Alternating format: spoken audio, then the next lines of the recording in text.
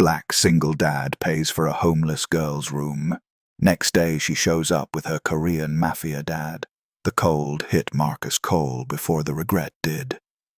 Chicago winters didn't negotiate. They just arrived like debt collectors, sudden, merciless, and indifferent to your circumstances. Marcus sat in his idling Honda Civic outside the North Side Inn, a motel most locals pretended didn't exist, watching a young woman stand beneath a neon sign that blinked vacancy like it was taunting her poverty. She wasn't panhandling. She wasn't crying. That was what disturbed him most. She just stood there in a grey hoodie too thin for December, shoulders hunched against wind that sliced down from Lake Michigan, staring at a phone with a shattered screen like it might suddenly offer salvation. Her blonde hair whipped across her face. She didn't bother pushing it back. Marcus gripped his steering wheel tighter. He had $43 in his checking account, a son at home who needed new shoes, a second shift starting in 6 hours at the O'Hare parking garage. He'd learned the hard way that Chicago didn't reward heroes. It buried them in rent increases and late fees. "Drive away," his survival instinct whispered. "This isn't your problem." Then she turned, and for just a second, their eyes met through the frost-crusted windshield. Recognition hit him like a fist to the chest, not of her face, of her situation. He'd worn that exact expression once. 3 years ago, standing outside a children's hospital with his dying wife's medical bills and an eviction notice that arrived the same week as her funeral program. He remembered what it felt like to be invisible while drowning in plain sight. The girl walked toward his car. Marcus's heart hammered. His hand moved to the door lock, then stopped. She didn't look dangerous. She looked defeated, which was somehow worse. She knocked on his window, polite, almost apologetic. He lowered it 2 inches. "Sir," she said quietly, accent threading through the word like music through static. "Do you know if this place lets people stay without a deposit?" Her voice carried something he recognized better than her face.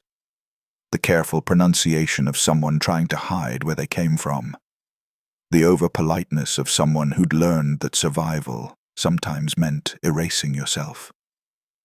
"They don't," Marcus heard himself say. Her shoulders fell. She nodded, already turning away. "Wait." The word left his mouth before his brain approved it. The girl stopped, hope and suspicion fighting for control of her expression. Marcus looked at her worn sneakers, the cracked phone, the backpack that sagged like it held everything she owned. He thought about Eli, 8 years old, asleep at his grandmother's apartment. He thought about the man he wanted his son to become. "How much is the deposit?" Marcus asked. 200, she whispered. "But I wasn't asking for—" "Come on." Marcus killed the engine and stepped into the cold that had been waiting to swallow him whole. He didn't know her name yet. Didn't know that in 18 hours, 4 black SUVs would arrive at his workplace like a storm made of money and violence. He just knew that some choices aren't about logic. They're about whether you can still recognize your own humanity in a stranger's eyes. Marcus Cole's life had become an exercise in calculated surrender. Wake up at 5:47 a.m. Make Eli breakfast, usually oatmeal because it stretched further than cereal. Drop him at Harriet Tubman Elementary on the south side by 7:15. Drive rideshare until 2 p.m. Grab 3 hours of sleep. Work the evening shift at the Premium Park Garage near Millennium Park until midnight. Sleep. Repeat. The math was simple and suffocating. 2 jobs barely covered rent, utilities, Eli's after-school program, and the installment plan on his wife Maya's headstone. There was no room for error. No space for spontaneity. Definitely no budget for charity. Yet here he stood in the North Side Inn's lobby that smelled like industrial cleaner and resigned dreams, pulling out his last credit card, the one he'd sworn was only for emergencies. The night clerk, a tired woman named Donna, who'd checked Marcus's ID 3 times like he might be running a scam, finally nodded. Room 218, checkouts at 11. Marcus slid the keycard across the counter toward the girl. She stared at it like it might disappear. "I can't," she started. "You can," Marcus interrupted gently. "It's already done. I'll pay you back." Her fingers trembled as she reached for the key. "I promise. I just need to call I need one night to figure things out." "What's your name?" She hesitated.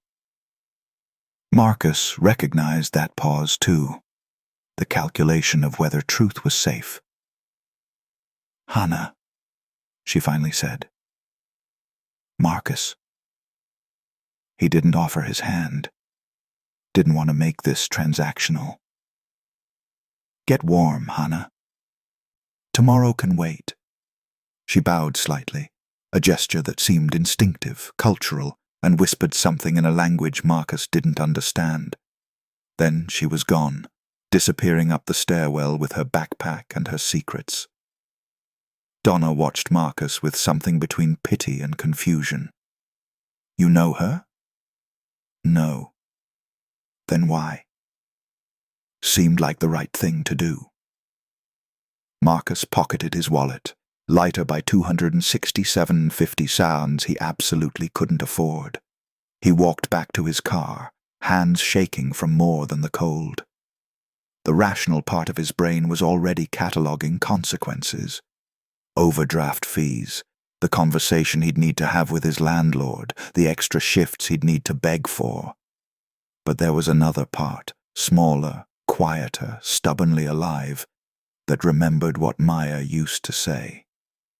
"We're not rich, baby, but we're not broke in the ways that matter." She'd said it while they were living in a studio apartment, eating ramen, dreaming about the future. Before the cancer. Before medical debt taught him that love and money operated in different economies. Marcus started his car and pulled onto Cicero Avenue. The dashboard clock read 11:43 p.m. If he drove straight home, he could get 5 hours of sleep before Eli woke up. He thought about Hannah's face, the careful way she'd said thank you, like the words were expensive. The split second when she'd let her guard down, and he'd seen not just fear but something else. Shame. That was the part that gutted him. She wasn't ashamed of being broke. She was ashamed of being seen being broke. Marcus knew that shame intimately, knew what it did to you, how it made you smaller, quieter, less likely to ask for help until you were so far underwater that asking became pointless. His phone buzzed, a text from his mother. "Eli's asleep. Says he loves you. So do I." Marcus blinked hard against sudden pressure behind his eyes. He'd done the right thing tonight. He knew that in his bones, even as his bank account screamed otherwise. Maya would have been proud. Eli would grow up knowing his father was the kind of man who stopped when someone needed help. The rest, the money, the consequences, the juggling, he'd figure out. He always did. What Marcus didn't know, couldn't know as he drove through Chicago's late-night streets toward his one-bedroom apartment in Englewood, was that the girl in room 218 wasn't who she appeared to be, that her cracked phone contained a single contact labeled "Father," that she'd been running for 3 days, surviving on gas station food and terror, trying to escape a life she didn't choose, that in 18 hours her father's men would find her, and when they did, they'd find Marcus too. Hannah locked the motel room door and collapsed against it. Her legs gave out. She slid down until she was sitting on carpet that had seen decades of other people's emergencies. The keycard fell from her shaking hands. She'd made it. Temporarily, her mind corrected. You've made it. Temporarily. The room was small. A queen bed with a comforter that had been washed 10,000 times. A TV bolted to the dresser. A bathroom with a strip of paper across the toilet promising sanitation. But it had heat. A lock. 4 walls between her and the December night that wanted to kill her. Hannah pulled out her phone, screen cracked from when she'd dropped it running from the Seattle airport, and stared at the single contact. Father. Her thumb hovered over the delete button. She couldn't do it, because despite everything, the control, the suffocation, the violence she'd witnessed, he was still the man who'd taught her to read, who'd sung her to sleep in a language that belonged to mountains and oceans she'd never seen, who'd promised her safety even as he'd built her a cage. Tears came then, hot and furious. She'd been running for 72 hours. Seattle to Portland by bus. Portland to Boise by hitchhiking with the truck driver who talked about his daughters the whole way. Boise to Chicago by stealing from her own emergency cash, watching over her shoulder, jumping at every black sedan that looked too clean. She'd thought she could disappear, but you couldn't disappear when your father's network stretched across continents like a spider web made of favors and fear. Hannah stood, forced herself to breathe, and walked to the bathroom. The mirror showed someone she barely recognized. Blonde hair, dyed in a Portland drugstore bathroom instead of her natural black. Colored contacts instead of her real brown eyes. American clothes instead of the designer pieces her father's money had always provided. She looked ordinary. That was the point. But ordinary girls didn't have fathers who controlled shipping routes from Incheon to Los Angeles. Ordinary girls' families didn't have names whispered in both boardrooms and police pre-sign-ups. Ordinary girls could check into motels without wondering if the clerk would recognize them from photos distributed to every organization with an incentive to please Chairman Kang. Don't think his name, Hannah told herself. The moment you think his name, you make him real again. She splashed water on her face, scrubbed her hands like she could wash away 3 days of bus station bathrooms and hunger. When she looked up again, her reflection asked the question she'd been avoiding. What happens tomorrow? She had maybe $300 left. No ID she could use safely. No plan beyond get far enough away that they stop looking.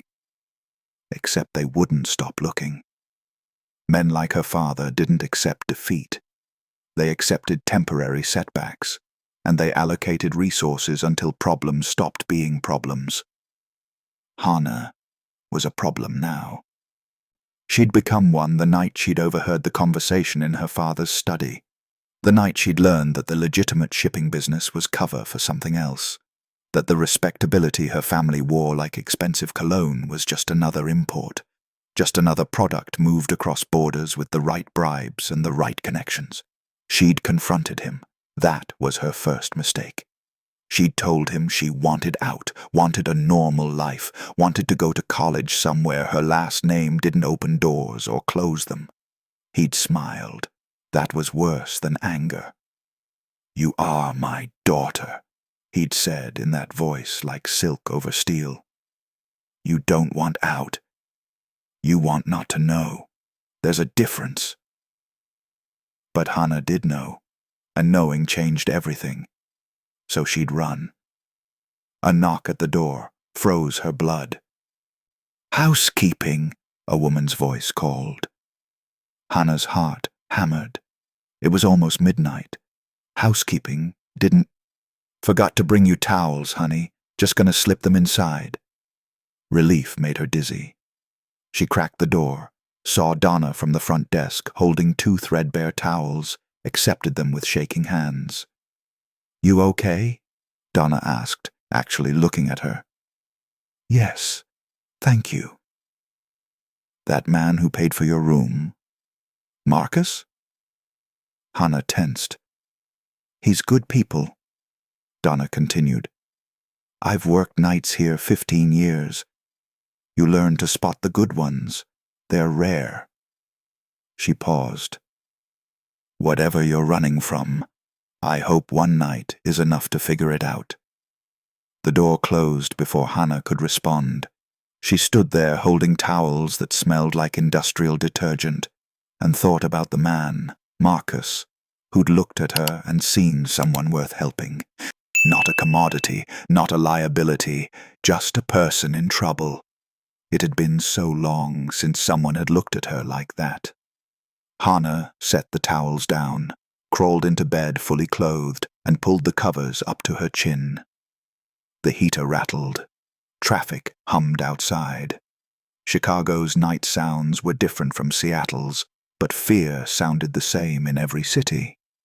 She closed her eyes and tried to sleep, knowing she wouldn't. Tomorrow she'd have to move again. Tomorrow she'd have to be smarter, faster, more invisible. Tomorrow.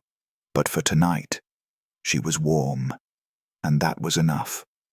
Marcus's alarm went off at 5:47 a.m. He slapped it silent and lay there staring at the ceiling, calculating damage. The room had cost $267.50.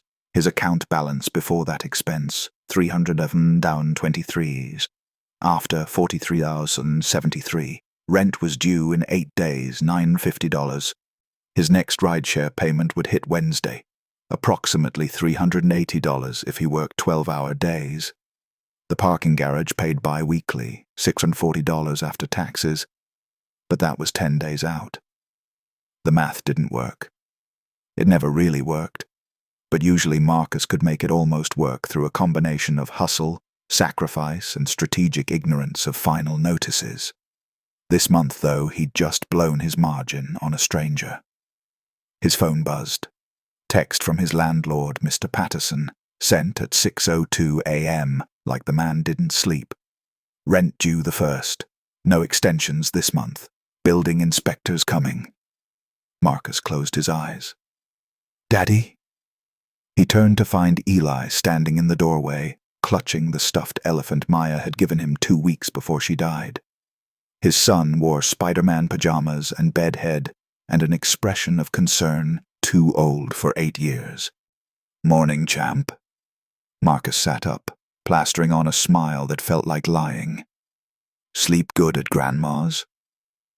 "Why's your face look worried?" Kids, they saw everything. "Just thinking about boring adult stuff," Marcus said, standing and ruffling Eli's hair. "Nothing for you to worry about. You hungry?" "Always." They moved to the kitchen, really just one corner of the studio apartment with a hot plate and a mini fridge. Marcus made oatmeal while Eli did homework at the table they'd salvaged from a curb 3 years ago. "Dad?" "Yeah? Can I ask you something?"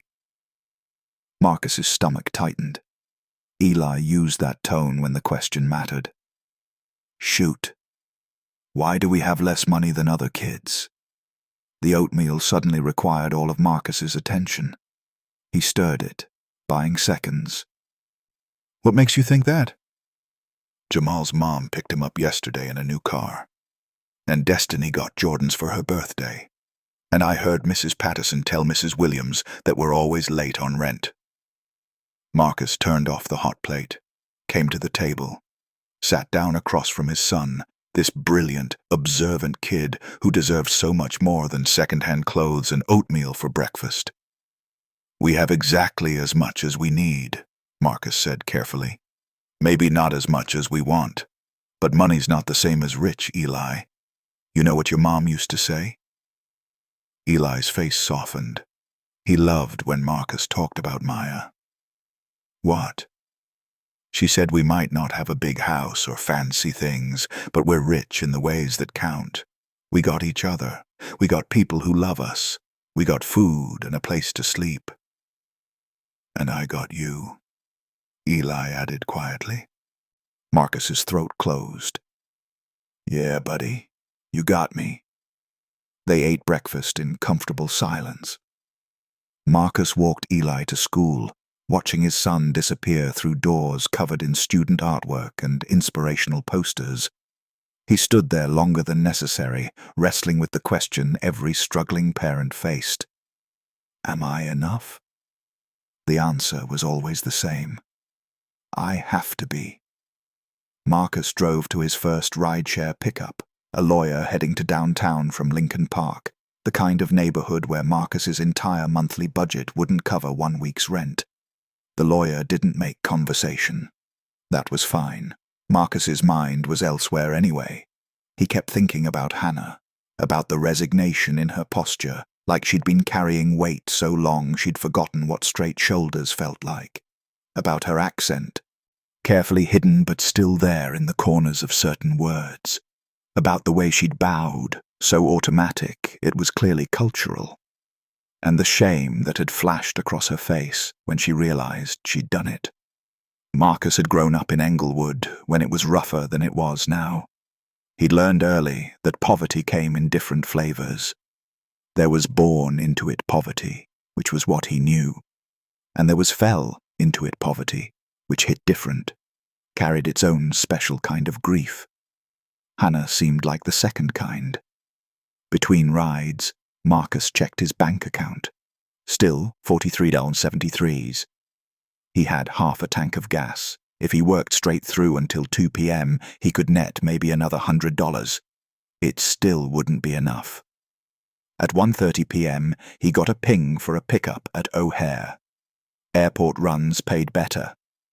And the timing worked. He could transition straight to his garage shift. Marcus accepted, grateful for small mercies. The passenger was a businessman, mid-50s, expensive suit, talking loudly on his phone about quarterly projections and market share. Marcus drove and listened without listening, focused on navigation, and trying not to think about Mr. Patterson's text. They were stopped at a light on Mannheim Road when Marcus's phone rang. Unknown number. Normally he wouldn't answer during a ride, but something made him glance at the screen. Chicago area code. "Excuse me," he said to the businessman who ignored him anyway. Marcus answered. "Hello? Mr. Cole?" Male voice, accented, formal. "Yeah, who's this?" "My name is Mr. Park. I represent someone you helped last night, a young woman. We've been looking for her." Marcus's blood went cold. The businessman in his back seat kept talking about synergy. The light turned green. Marcus drove on autopilot while his mind raced. "I don't know what you're—" "The North Side Inn, room 218. You paid for her accommodation." How did they know? How did they find him so fast? "We're not upset, Mr. Cole." The voice remained calm, which was somehow more terrifying than anger. "In fact, we're grateful. We'd like to speak with you. Today, if possible." "I'm working." "We know. The Premium Park Garage, correct? Your shift begins at 2 p.m. We'll meet you there. We won't take much of your time." The call ended. Marcus nearly drove through a red light. He caught himself, slammed the brakes, earned a horn blast from the car behind him. "Watch it!" the businessman snapped from the back seat. Marcus barely heard him. His hands trembled on the steering wheel. His mind spun through scenarios, none of them good. He'd helped a girl, just helped a girl. Given her a warm place to sleep because it was the decent thing to do. Now, someone was tracking him. Knew where he lived, where he worked, what his schedule was. What the hell did I walk into? Marcus dropped the businessman at departures, accepted his $3 tip without really seeing it, and drove toward the Premium Park garage like a man heading to his own execution. He thought about Eli, about the promise he'd made to Maya that he'd keep their son safe. He thought about Hannah and wondered who she really was. And he thought about the $267.50 that might end up costing him everything. The Premium Park garage sat on Wabash Avenue, a concrete tower where Chicago's professionals stashed their vehicles before disappearing into high-rises full of money Marcus would never touch. He pulled into the employee lot at 1:52 p.m., The SUVs were already there, 4 of them, identical black Escalades with tinted windows, parked in formation near the garage entrance like they were guarding a president. Marcus's heart hammered against his ribs. Run. Every survival instinct screamed it. But run where? They knew where he lived, knew where Eli went to school. Oh, God. Eli. Marcus grabbed his phone, hands shaking so badly he nearly dropped it. He called his mother. "Baby, what's wrong?" She answered on the first ring, heard the panic he couldn't hide. "Mom, I need you to pick up Eli from school today. Don't let him walk home. Keep him with you." Marcus. "What's happening? I can't explain right now. Just please, promise me you'll get him." Silence. Then, "I promise. But you better call me the second you can." Marcus ended the call and sat there, engine running, staring at the SUVs. A man in a dark suit stood beside the lead vehicle. Not threatening, just waiting. Marcus killed the engine. "Okay, you've been scared before. You survived Maya's cancer. You survived eviction. You can survive this." He walked toward the SUVs, each step feeling like it covered miles. The suited man watched him approach with the expression of someone who'd done this many times before. "Mr. Cole?" The accent from the phone call. "That's me. I'm Mr. Park. Thank you for speaking with us." He gestured to the SUV. "Please. I'd rather talk out here." Mr. Park's expression didn't change, but something flickered behind his eyes. Respect, maybe. Or surprise that Marcus was negotiating.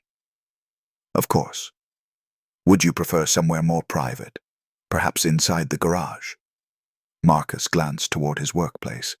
His supervisor, Eddie, was probably already wondering where he was. But walking into a concrete garage with armed strangers, because Marcus could now see the bulge under Mr. Park's jacket, seemed even more stupid than having this conversation in the open. "Here's fine." "Very well." Mr. Park reached into his jacket. Marcus flinched. Park paused, then slowly withdrew not a gun but a photograph. He held it out. Marcus took it with numb fingers. The photo showed Hannah, but not the Hannah he'd met last night. This version wore expensive clothes, stood in what looked like a mansion, her hair black instead of blonde, her expression carefully neutral. Beside her stood a man in his 50s.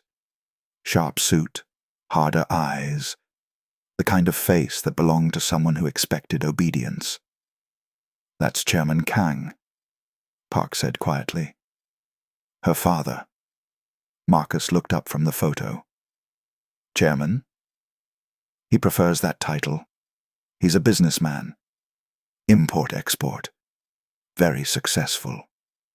Park's tone suggested this was all true and none of it complete. "Hannah is his only daughter. 3 days ago she left their home in Seattle without explanation. He's been very worried. If he's so worried, why didn't he call the police?" "That's complicated." Park took the photo back, carefully sliding it into his jacket. "Hannah is 19, legally an adult, and her reasons for leaving are family matters." "Private matters?" "Then why are you here?" "Because her father wants to thank you." Marcus blinked. "Thank me?" "You showed kindness to his daughter when she was vulnerable. You asked nothing in return. You treated her with dignity." Park paused. "That's rare, Mr. Cole, especially in a city like this. Chairman Kang values such gestures. I just paid for a motel room." "You did more than that. You saw someone in need and you helped. No questions, no conditions." Park's expression softened fractionally. "Chairman Kang would like to meet you, to express his gratitude personally." Every alarm in Marcus's head screamed at different volumes. "Is Hannah okay?" "She's safe. She's with her father now." Did she want to be found? Something changed in Park's face. For just a moment, the professional mask slipped, and Marcus saw something else. Discomfort, maybe. Or recognition of a question Park had asked himself. That's between Hannah and her father, Park said finally. Then tell him thanks, but no thanks. I don't need gratitude. I need to get to work. Marcus turned to walk away. He's prepared to offer you compensation. Marcus stopped. $50,000, Park continued. A gift. No strings. The number hit Marcus like physics. 50,000. That was Eli's college fund. That was security. That was breathing room he hadn't had since Maya died. That was also absolutely too good to be true. I don't want his money, Marcus said, even as his bank account balance mocked him. He anticipated you might say that. Park gestured toward the SUV. The rear door opened, and Hannah stepped out. She looked different from last night. Hair back to black. Expensive coat. But her eyes carried the same hunted expression Marcus remembered. She walked toward him, and Park stepped back, giving them space. You helped me, she said quietly. You didn't have to. You did anyway. You okay? Marcus asked, keeping his voice low. She hesitated. In that pause, Marcus heard everything she wasn't saying. My father wants to meet you, Hannah said instead. Please, just listen to what he has to say. Then you can decide. Hannah, he scares me, she whispered, so softly Marcus almost missed it. But he keeps his word. If he says the money comes with no strings, he means it. And you... She glanced down. You have a son, right? The woman at the motel said you mentioned a son. Marcus's breath caught. They'd done their homework. Take the meeting, Hannah said. For Eli. She knew his son's name. 1 hour, Park called. Just a conversation. You'll be home before dinner. Marcus looked at Hannah, at the SUVs, at the garage where he was already late for a shift that would pay him $12.50 an hour. He thought about Eli's worn shoes, about rent he couldn't make, about the crushing weight of trying to be enough when enough kept getting more expensive. 1 hour, Marcus heard himself say. Park nodded, gestured to the SUV, and Marcus Cole, rideshare driver and single father, climbed into a vehicle worth more than 3 years of his salary to meet a man whose title was chairman and whose daughter ran away in the middle of the night. The door closed behind him with the soft, expensive sound of a cage locking. They drove north, away from downtown, toward neighborhoods Marcus recognized from his rideshare work. Gold Coast. Old money. The kind of streets where doormen earned more than Marcus did, and parking spots cost 6 figures. Hannah sat across from him in the SUV. Park sat up front with the driver. Neither spoke. The silence felt deliberate, like it was being wielded. Marcus broke first. Where are we going? His residence, Park said without turning around. A penthouse in Streeterville. Of course it was. And if I want to leave? Then you leave. You're not a prisoner, Mr. Cole. You're a guest. Guests usually get to decline invitations. Park turned then, meeting Marcus's eyes in the rearview mirror. You did decline. You came anyway. That tells us something about you. What's that? That you make choices with your conscience, even when they conflict with your interests. Chairman Kang respects that. Marcus looked at Hannah. She stared out the window, face neutral, hands folded in her lap, but her fingers gripped each other too tightly, knuckles pale. You really okay? Marcus asked her directly. She turned, and for a second, Her mask dropped. Exhaustion showed through. Fear. Something else Marcus couldn't name. "I'm alive," she said. "That counts as okay." "Does it?" "It has to." The SUV pulled up to a building that looked like it cost more to visit than Marcus paid in annual rent. The lobby was all marble and chandeliers, the kind of space designed to remind you of your place in the hierarchy. Park led them to a private elevator. It required a key card. They rode up in silence, Marcus's ears popping as they climbed. The doors opened directly into a penthouse that belonged in magazines Marcus couldn't afford. Floor-to-ceiling windows overlooking Lake Michigan. Furniture that looked like art. Art that looked priceless, everything clean, minimal, expensive in that way that money whispered instead of shouted. And standing by the window, hands clasped behind his back, was the man from the photograph. Chairman Kang turned. He was smaller than Marcus expected. Maybe 5'8", slender build, wearing a sweater that probably cost 4 figures, and slacks that fit like they'd been made for him, which they probably had been. But his presence filled the room. "Mr. Cole." His English was perfect, accent barely detectable. "Thank you for coming. Didn't feel like I had much choice." "You always have a choice." Kang's expression didn't change, but something in his tone suggested he meant it. "Please, sit." He gestured to a couch that looked too expensive to touch. Marcus sat anyway, spine straight, ready to bolt. Kang took the chair across from him. Park and Hannah remained standing, silent witnesses. "Would you like something to drink?" Kang asked. "Coffee? Water?" "I'm fine." "Then I'll be direct." Kang leaned forward slightly. "You showed kindness to my daughter when she was desperate. You asked for nothing, expected nothing. That's uncommon." "It should be common," Marcus said. "Yes." Kang's lips curved. Not quite a smile. "It should be. But we live in a world where kindness is transactional.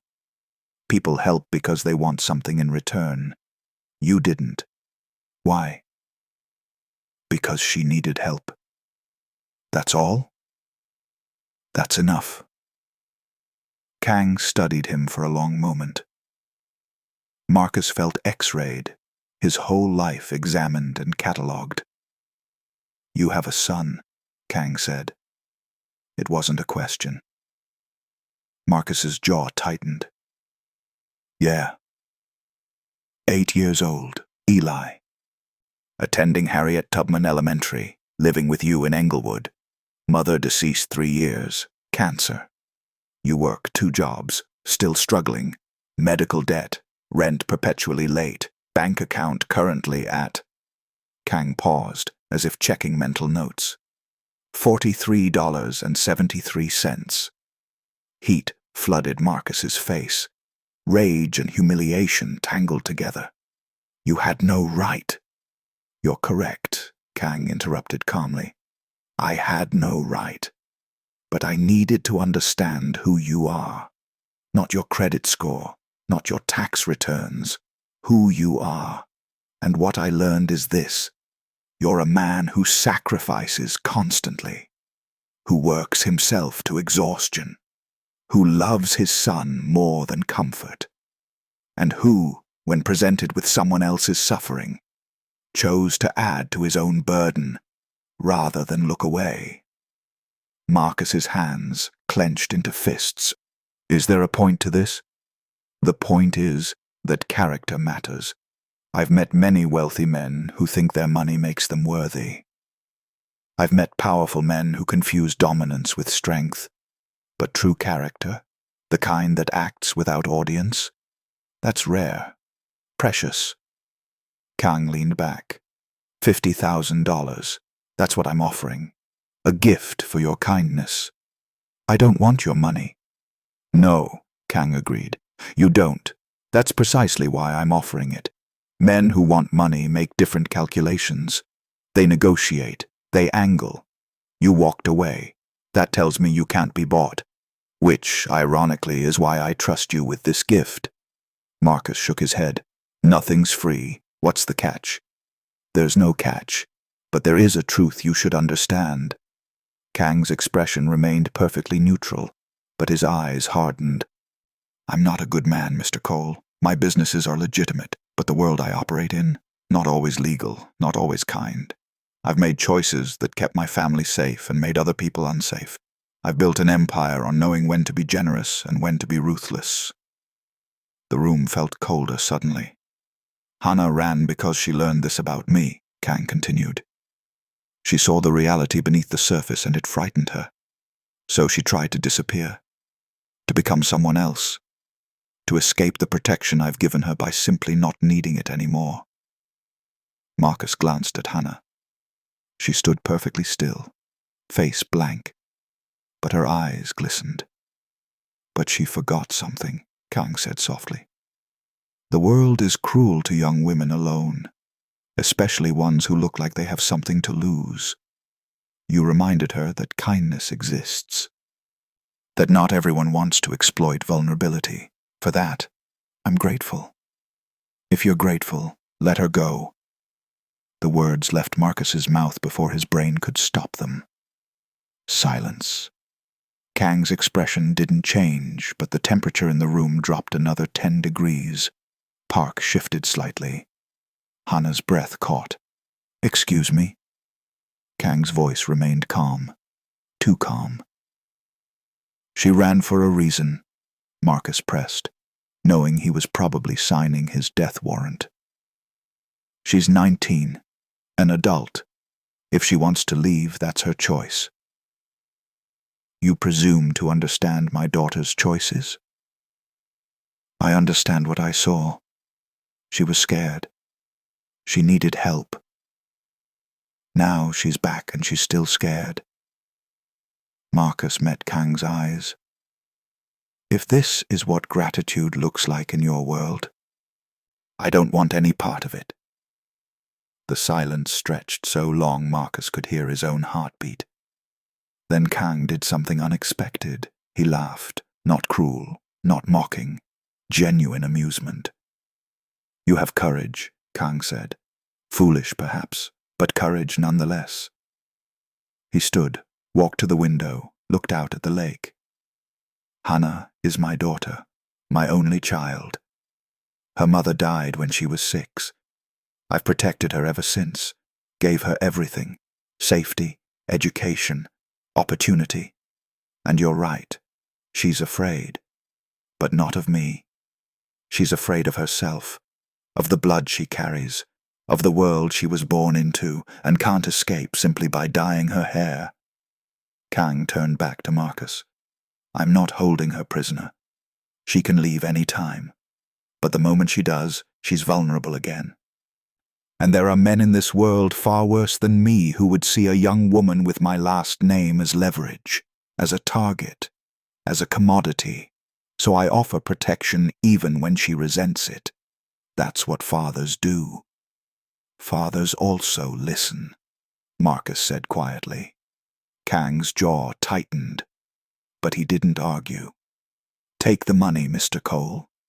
Use it for Eli, for security, for breathing room, and know that it comes with no obligations except this.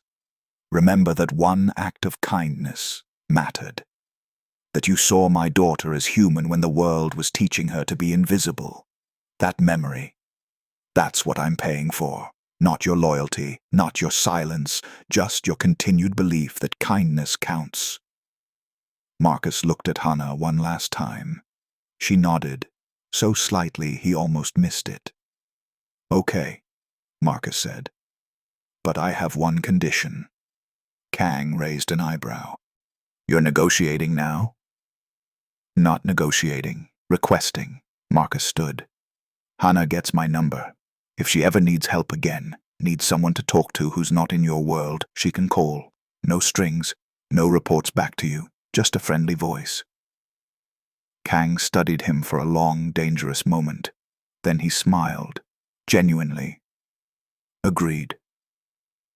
After Marcus left with Park to arrange the wire transfer, Hannah stood alone with her father in the penthouse that had never felt like home. You gave him your number, her father said. Statement, not question. You agreed to it. I did. Kang poured himself whiskey from a crystal decanter. Didn't offer her any. She was still a child in his eyes despite being 19. Do you know why? Hannah didn't answer. Because men like Marcus Cole are useful, Kang continued. Not for what they can do. For what they represent. Witnesses to our humanity. Proof that we're not monsters. He sipped his drink. You ran. I brought you back. But now you have an American friend who thinks I'm reasonable. That's valuable. Is that all he is to you? A tool? Everyone is a tool, Hannah. The question is whether they know it. There it was. The philosophy that had driven her away. The cold calculation that turned people into assets, relationships into leverage, kindness into strategy. I hate this, Hannah whispered. I know. Then why? Because hating it doesn't change what we are. Kang set down his glass. Sit. Let me tell you a story. Hannah didn't want to sit, didn't want to listen. But defiance required energy she didn't have left. She sat. I grew up in Incheon, Kang began. Poor neighborhood. Father was a fisherman. Died when I was 12, boat accident. Mother worked 3 jobs to feed us. I watched her age 20 years in 5. Watched her spine curve from carrying weight no one should carry. His voice remained steady, but something flickered behind his eyes. I promised myself I'd never be poor again. Never be powerless again. So you became this. I became successful. The how? That's complicated. I started legitimate shipping clerk, then logistics coordinator, then manager. But legitimate business moves slow, and I was hungry. So when opportunities appeared that weren't strictly legal, I took them. Small things at first. Looking the other way, facilitating connections, taking my percentage. Hannah had heard versions of this story before. It never got easier. I met your mother in Los Angeles, Kang continued. She was a translator, smart, beautiful. Knew I wasn't entirely legal, but married me anyway. Said everyone's hands were dirty somehow, at least I admitted it. He smiled at the memory. She gave me you. Best gift I ever received. Then she died, and I had to be both parents. You were a ghost, Hannah said quietly. Always traveling, always working. Nanny raised me. I was building an empire so you'd never have to struggle, so you'd have choices I never had. Choices? Hannah's laugh was bitter. I'm not allowed to choose my friends without background checks. Can't date without your approval. Can't go to college out of state because it's unsafe. Every choice is curated, filtered, approved by the man who thinks he's protecting me but is actually suffocating me. Kang's expression hardened. You want to know what happens to unprotected daughters of men like me? I'll tell you. They get kidnapped, held for ransom, sometimes returned, sometimes not. I've seen it, Hannah. I've attended funerals of colleagues whose children paid for their parents' choices. So yes, I'm overprotective. Yes, I limit your freedom. But you're alive. You're safe. That's what matters. That's not living. That's surviving. Surviving is living. Everything else is luxury. They sat in silence, the fundamental disagreement hanging between them like smoke. I heard you, Hannah finally said. 3 months ago, in your study, you were on the phone, talking about a shipment. But not products. People. You were arranging to move people across borders, for money. Kang went very still. You weren't supposed to hear that. But I did. And I understood what you are. Not just morally grey, not just bending rules. You trade in human beings. Her voice shook. You looked me in the eye my whole life and said you protected people, but you're why people need protection.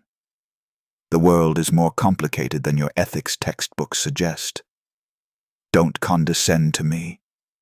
Then don't simplify me, Kang snapped, the first real anger showing. Yes, I facilitate movement of people who want to move. Yes, some are desperate. Yes, I charge them fees they can barely afford. And yes, without me, they'd use someone else, someone who wouldn't ensure they arrived safely. I'm not a saint, Hannah, but I'm not the devil either. I'm a businessman operating in the grey spaces that governments create with their border policies and quotas and paperwork that takes years while people starve. You're justifying human trafficking. I'm explaining context. There's no context that makes it okay. You're right. Kang's voice went quiet again. Dangerous. There isn't. But I'll ask you this. When you ran, when you were cold and scared and alone, who helped you? The government? Social services? No. A stranger with his own problems who sacrificed money he couldn't spare. You know why he could do that? Because he's not responsible for systems. He's one person making one choice. I run systems, and systems don't have the luxury of purity. Hannah stood. I can't do this. Where will you go? I don't know, but I can't stay here. Yes, you can, because leaving means poverty, means danger, means discovering that the moral high ground is expensive real estate and you've never had to budget for it. The truth of that hit harder than Hannah wanted to admit. She had her father's credit cards, his protection, his network. Walking away meant walking into a world she'd only seen from the outside, through car windows, past security gates. I'll give you time, Kang said. Stay here. Think. Figure out what you actually want versus what you think you should want. And when you're ready, if you're ready, we'll talk about your future. But Hannah, she turned. You can't run from blood. It follows you. The question isn't whether you're my daughter. It's what kind of daughter you'll be. Marcus's bank account showed $50,043.773 when he checked it that evening. He stared at the number like it might disappear. Refreshed the app 3 times. It stayed. Eli was asleep at his grandmother's still. Marcus had called and explained he'd be late. Got chewed out for 15 minutes about mysterious meetings and scaring her, promised to explain everything tomorrow. Now he sat alone in his apartment, phone in hand, staring at more money than he'd seen in 3 years. Rent. That was first. He could pay Mr. Patterson and not worry for months. Eli's shoes, new winter coat, maybe even a small savings account for emergencies that actually stayed solvent. His phone rang. Unknown number again. Hello? Mr. Cole, it's Hannah. His breath caught. You okay? Can we talk? Not on the phone. There's a diner near you. Manny's on 63rd? Marcus knew it. 24-hour place. Neutral ground. When? Now, if you're free? He shouldn't go. Should stay home. Process everything. Maybe call a lawyer. Definitely figure out if accepting this money made him complicit in something. I'll be there in 20 minutes, Marcus said. Manny's diner smelled like coffee and grease and decades of late-night conversations. Hannah sat in a booth near the back, wearing jeans and a Northwestern hoodie, looking more like a college student than a crime boss's daughter. Marcus slid into the seat across from her. Coffee? She asked. Sure. She waved at the waitress, ordered 2 coffees, didn't look at Marcus until they were alone again. Thank you, she said, for coming, for last night, for standing up to my father, for, she trailed off, everything. You don't owe me thanks. I owe you more than that. But thanks is where I start. She wrapped her hands around the coffee mug like she was cold despite the diner's heat. Can I ask you something? Yeah. Why did you help me? The real reason. Marcus considered lying, saying something noble about human decency. But this girl had earned honesty. I saw my wife in you, he said quietly. Not physically, but Maya used to say that shame was the heaviest thing to carry. She'd grown up poor, always felt like she had to hide it. When she got sick, when we couldn't afford treatment, that shame came back. She'd apologize for being expensive, for taking up space, for needing help. Marcus's throat tightened. I saw that in you, that look of someone who's ashamed of circumstances they can't control. I couldn't save Maya. But I could buy you one night where you didn't have to carry that. Hannah's eyes filled with tears. She blinked them back furiously. I'm sorry, she whispered. About your wife. Me too. They sat in silence while the diner hummed around them. The waitress brought coffee. Marcus drank his black. Hannah added too much sugar. My father thinks he owns me, Hannah said eventually. Not legally, emotionally. He believes love equals control. That protecting me means deciding who I am, who I talk to, what I do. And the worst part? He's not entirely wrong. How do you mean? I grew up rich, protected, ignorant.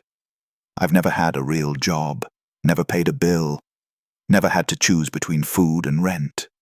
She looked at Marcus. You live in a world I don't understand, and my father lives in a world you shouldn't have to understand. We're both strangers to normal. Normal's overrated. Maybe. But it's honest, it's real. When you helped me, you didn't calculate. You just did it.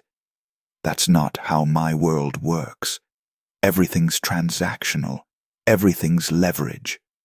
She paused. He gave you that money because you're useful now. A character witness. Proof he's reasonable. I know. You know. I'm not stupid, Hannah. Rich men don't give away 50 grand for kindness. They invest in relationships, build networks. Your father's buying goodwill. Marcus leaned forward. But here's the thing. I can take his money and still be my own person. I can cash that check and still call him out when he's wrong. He doesn't own me just because he paid me. That's not how character works. Hannah stared at him. You really believe that? I have to. Otherwise, I'm for sale. And if I'm for sale, what am I teaching Eli? You're different, Hannah said softly. Most people would take the money and convince themselves they earned it. You took it knowing exactly what it is. A gift with strings I'm choosing to cut. Can I ask you something else? Go ahead. Earlier you told my father to let me go. Why? Marcus chose his words carefully. Because you're 19.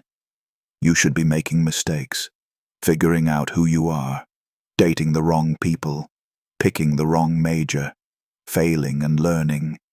Your father's trying to protect you from all that. But protection without freedom isn't safety. It's just a prettier cage. He'll never let me go, not really. Then don't ask permission. You're an adult. Make a choice and live with it. Easy for you to say. You don't have men with guns tracking your every move. No, Marcus agreed. I just have a bank account that usually hovers near zero and a landlord who threatens eviction monthly. Different prisons, same problem. We're both stuck. Hannah smiled despite herself. How do you do it? Stay positive? I don't always. Sometimes I'm terrified. Sometimes I cry in my car between shifts. Sometimes I look at Eli and wonder if he'd be better off with a different father. Marcus paused. But then I remember that Maya chose me. Not because I was perfect. Because I tried. That's all we can do, right? Keep trying. I want to try, Hannah whispered. I want to be someone who earns their life instead of inheriting it. But I don't know how. Start small. Get a job, any job. Something that pays minimum wage and teaches you what tired really means. Rent a studio apartment in a neighborhood that's not Gold Coast. Eat ramen, learn to budget, make friends who don't know your last name. You make it sound simple. It's not. It's hard and scary, and you'll want to quit every day. Marcus smiled. But it's yours. That's the difference. Earned versus given. Hannah nodded slowly. They finished their coffee. Marcus paid. Felt weird using money that came from her father, but did it anyway, because some habits mattered. Outside, the December cold hit them both. Can I call you? Hannah asked. When I need reminding that there's a different way. Yeah, anytime. Thank you, Marcus, for seeing me, for helping me, for not making it weird. Thank you for trusting me enough to knock on my window. She hugged him then. Quick, awkward, genuine. Then she climbed into a waiting car that definitely cost more than Marcus's apartment. Marcus watched her drive away and wondered if he'd just witnessed the beginning of something or the end. Either way, he'd kept his promise to himself. He'd helped. Not because it was smart, because it was right. 3 days later, Marcus's phone rang while he was driving a passenger to Midway Airport. Unknown number. He almost didn't answer, but something made him. Hello? Mr. Cole, it's Park. Do you have a moment? Marcus's passenger, a woman in her 30s, headphones in, wasn't listening. He lowered his voice anyway. I'm working. I understand. This won't take long. Chairman Kang would like to extend an offer. Not a gift this time. A job. Marcus nearly ran a red light. What kind of job? Security consultant. Specifically, community relations. You'd work with vulnerable populations, homeless youth, trafficking victims, people in crisis. Your job would be to identify those who need help and connect them with resources. Starting salary, $85,000 annually. Benefits included. Flexible hours to accommodate Eli's schedule.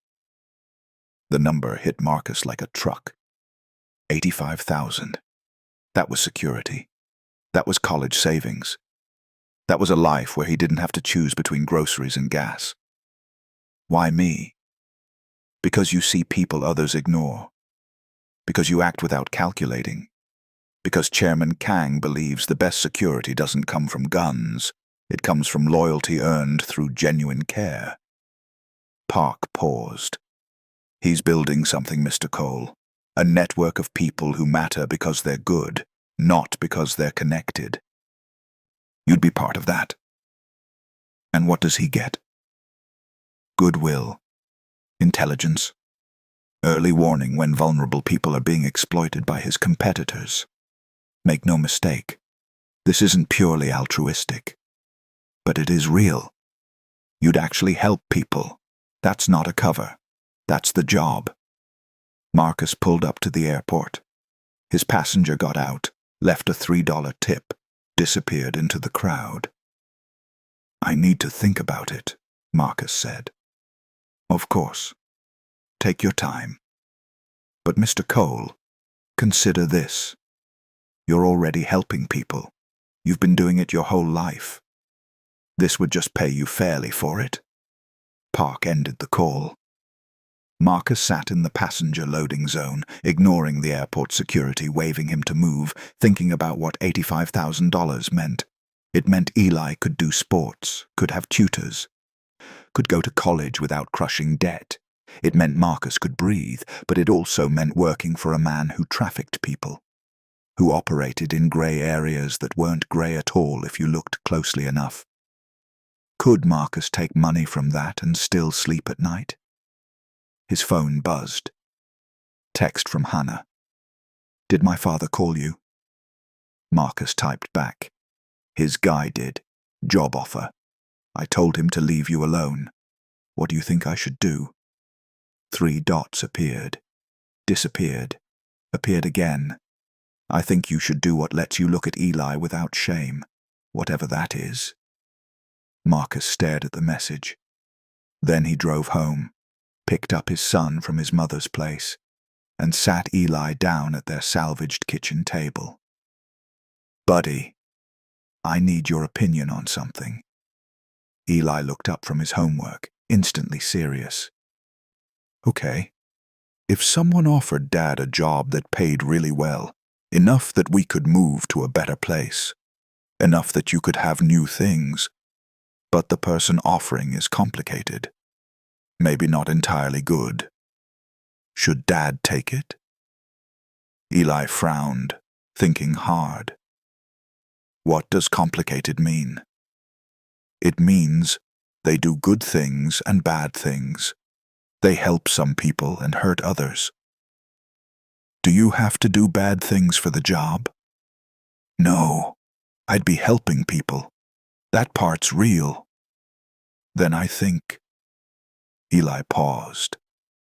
"I think Mom would say that you can take good things from bad people if you use them to make more good. Like, if you take their money and use it to help people, that's more good in the world, right?" Marcus's heart clenched. 8 years old, and already wiser than most adults. "Yeah, champ, that's exactly right." That night, after Eli was asleep, Marcus called Park. "I'll take the job, but I have conditions." "Name them." 1. I report what I see, but I don't participate in anything illegal. 2. If I'm asked to compromise my values, I walk. 3. Eli never meets your boss.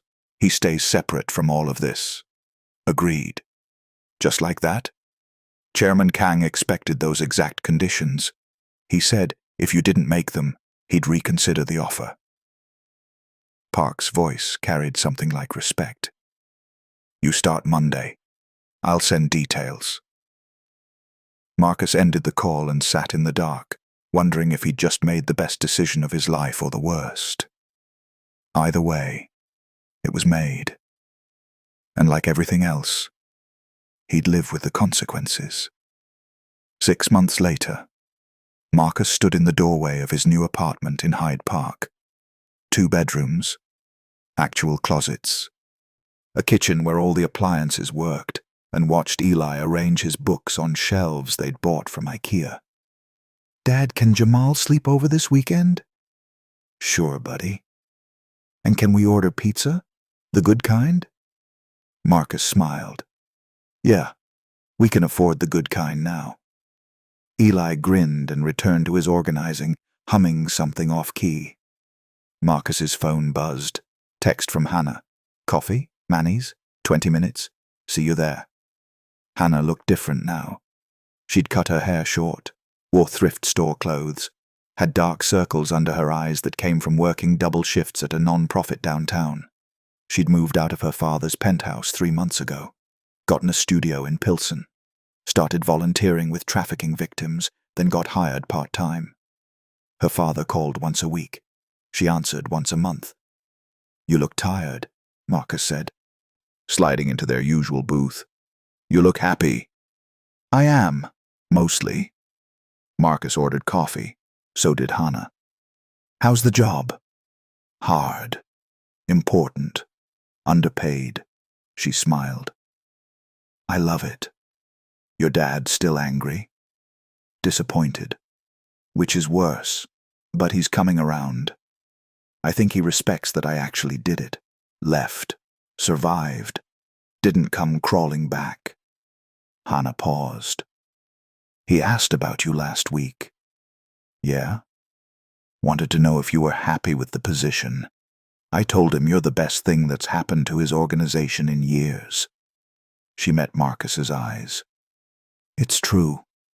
You've connected 43 people to housing, 17 to job training, stopped 2 trafficking operations before they started. You're actually changing things. So are you. We're both trying. Hannah sipped her coffee. Can I tell you something? Always. That night at the motel, when you paid for my room, I almost didn't knock on your window.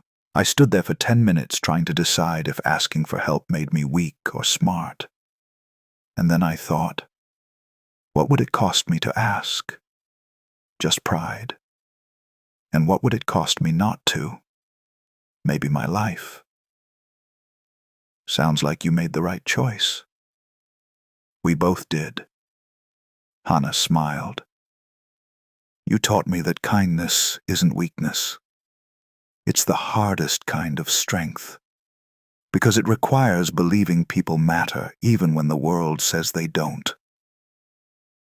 Marcus thought about that, about Maya, about Eli, about all the small choices that added up to a life. You know what I learned? He said. What? That one good choice doesn't fix everything, but it changes the math. It tips the scale, and if enough people make one good choice, maybe the scale tips permanently. That's optimistic. Yeah, but optimism's a choice too, and I choose to believe that helping you that night mattered, not because your father paid me back, because you're here now, helping other people, making different choices than the ones you were born into. That ripples out. That changes things. Hannah's eyes shimmered. Thank you, Marcus, for seeing me when I was invisible, for helping when you couldn't afford to, for reminding me that the world has more good people than I was raised to believe. Thank you for knocking on my window, for trusting me, for becoming someone Eli can look up to. Marcus paused.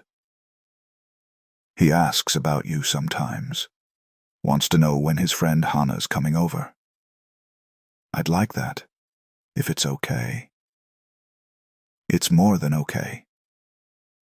They finished their coffee, talked about work, about Eli's school play, about Hannah's plans to go back to college part-time. Normal things, friend things.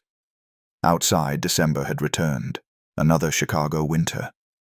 But this one didn't feel as brutal. Marcus had warmth now, security, purpose, and he had the knowledge that one cold night, one small act of kindness, had changed 2 lives in ways money couldn't measure. As he drove home to Eli, Marcus thought about the man he'd become. Not perfect, not rich, but good in the ways that mattered. And in a city like Chicago, in a world like this one, good was revolutionary.